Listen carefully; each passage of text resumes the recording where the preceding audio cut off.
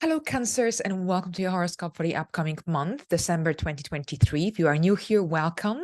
And if you're a returning viewer, welcome back and thank you for joining me today. So, here today, I'm going to explore the energies happening in the final month of 2023. And I will tell you how the astrological events taking place in December will influence your zodiac sign, more specifically your ascendant sign or your rising sign, if you will, on a deeper level.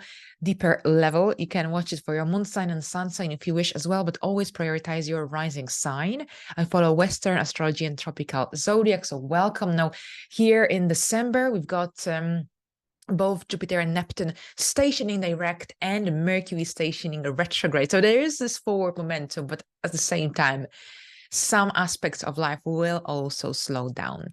All right, so here on the 5th, 6th, we've got Venus moving into Scorpio, where it is, she's in its detriment. And Venus will remain here until the 30th, 31st of December. So here, Venus in the 5th feels actually pretty good, a very creative time. And generally, Venus brings harmony. Venus brings really well-balanced energy, because here your 5th house is ruled by Scorpio. So there is perhaps a tendency towards perhaps some obsessive behavior patterns when it comes to your hobbies or your parenting style, for example, or perhaps you might attract these scorpionic energies in your romantic area. So lots of depth, without a doubt, and profound energies. But here Venus is helping you to bring more harmony. So perhaps this could be a great time for enjoying some really fun times with your children. Here, Venus brings some stability.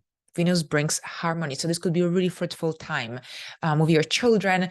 Lots of romance could be in the air as well. Dating is highlighted, but also it's a very creative time. It's a time when you should definitely dedicate some moments, some days here throughout this transit for yourself. The 5th house deals with our self-confidence, but also that confidence we have in our self-expression and that ability to express ourselves, our creative urges. So it's a great time for doing something that brings you pleasure, that brings you comfort, to just enjoying the simple pleasures of life. Having said that, you could be enjoying a beautiful theater play throughout the month or a cinema outing as well. Here, Neptune will be direct from the 6th of December at 24 degrees of Pisces. So have a look if you have any placements around 24 degrees of Pisces, Virgo, Gemini, or Sagittarius, because you will be under a greater influence of this transit without a doubt. Here, Neptune was regaining its strength. What it means is that, well, that confusion and lack of clarity will be enhanced, especially here in the 2nd and 3rd week of December. So if something isn't clear or fully visible, understandable, then dive deeper, find out, gain that clarity. Don't try to get involved in some new ideas, new projects without being fully clear about what is it that you're getting involved in, or perhaps if there's any misunderstandings, because there could be with Mercury retrograde from the 13th. Then here again, it's resolve, ask questions. It's all about that, because that lack of clarity, confusion, cloudiness could be in the air here as Neptune stations direct from the 6th onwards. Right, so on the 12th, we've got a new moon in Sagittarius at 20 degrees. Here, Sagittarius, that's your 6th house. So some new beginnings concerning your lifestyle, perhaps some lifestyle changes, perhaps a new routine, perhaps you want to start jogging. This new one is happening pretty much in the middle of December as we approach the new year. So perhaps this is connected to some new, perhaps this is connected to some New Year's resolutions. Perhaps you want to implement some health changes, some healthy habits. Perhaps this is about your diet, jogging, exercising, joining a gym. It's all really, really beneficial at this time. At the same time, this could be about new employment opportunity. Perhaps your business is expanding, or you're thinking that it's time to update some of your skills.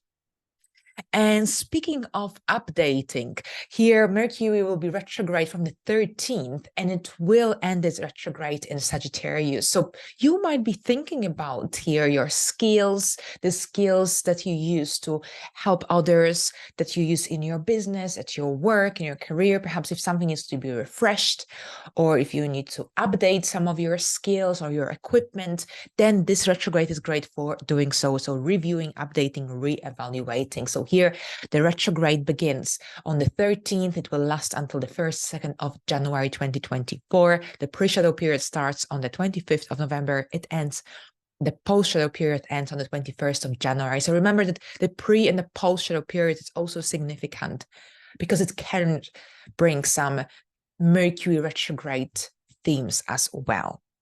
Right, so here Mercury retrograde starts at 8 degrees of Capricorn in your 7th house. So perhaps there is something that you need to discuss in your relationship. Something is bothering you. Something needs to be resolved. It's a great time, retrograde, for generally resolving, reviewing, re-evaluating. So all these words where you add RE in front of it. So redoing, reviewing, updating.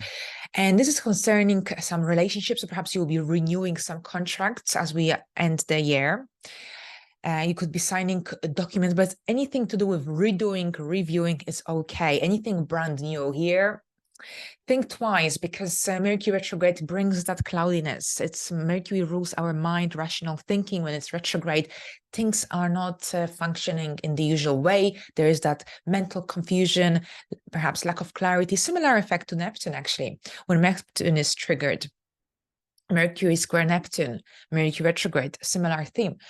So yes, so anything brand new, think twice, double check. But here with Mercury retrograde in the 7th house, you could be hearing from people or getting back in touch with people you haven't seen or heard from for a while. So often during Mercury retrograde, our friends that we haven't seen for ages get in touch with us, or family members, or you might bump into someone accidentally. Perhaps someone that you had a strong relationship might also reappear in your life as well. Now, at the same time, you will be reviewing your lifestyle. You might be craving lifestyle changes. Saturn is squaring Sagittarius, your Sagittarius house, while it is in Pisces. So something might not be fully enjoyable, perhaps in your everyday life. Perhaps something needs to change. Perhaps there are too many responsibilities, not enough fun and pleasure, or vice versa. So you will know best how it will work out for you. But here, that's what the Mercury retrograde could make more visible, more noticeable. These patterns, negative patterns, perhaps we overlook otherwise, but with the retrograde phase, things suddenly become more visible. Now on the 26th, there's a full moon in Cancer at 4 degrees, and here a full moon is when the sun and the moon are in opposition. So usually 2 areas of life are highlighted. That's your relationship yet again, and yourself, your identity. However, the attention is mostly on you, because that's when the full moon is present. So perhaps you might be thinking about what kind of whether you are satisfied with your life, where you're heading with your life. Perhaps you have this strong need to change your direction. Saturn is in your 9th house. If things are not working out in your life, if you don't feel fully satisfied or fulfilled, here next year would be a good time for implementing these necessary changes. But in the meantime, Saturn is now in a direct motion, moving forward, making you more serious and sober about your life, about your future.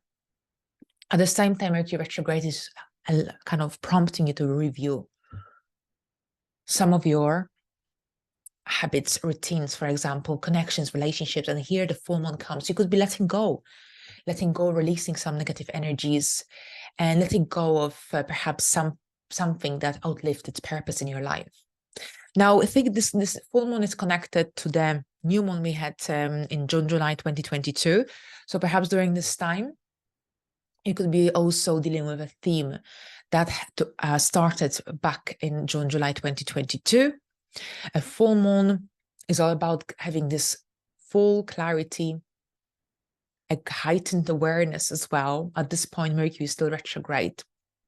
So here it's all about you, your identity. This could be about having some strong realizations about the self as well. Now, on the 30th, Jupiter will be direct, stationing direct at 5 degrees of Taurus, moving in a forward motion until it leaves Taurus in the second part of May. So here for you, this is your 11th house. So this could actually be a positive transit time for growing your social circle, for growing your stand within a community, for expanding your network.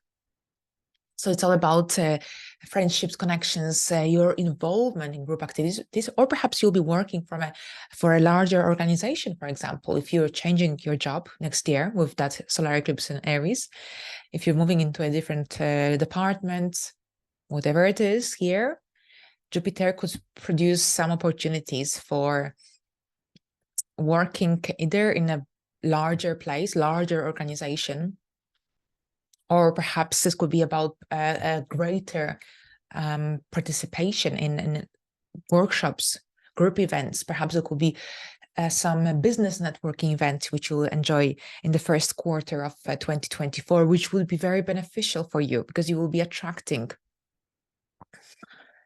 people into your life, or perhaps even if it's one person who could really help you to open your perspective, improve your perspectives or possibilities for your career growth and development.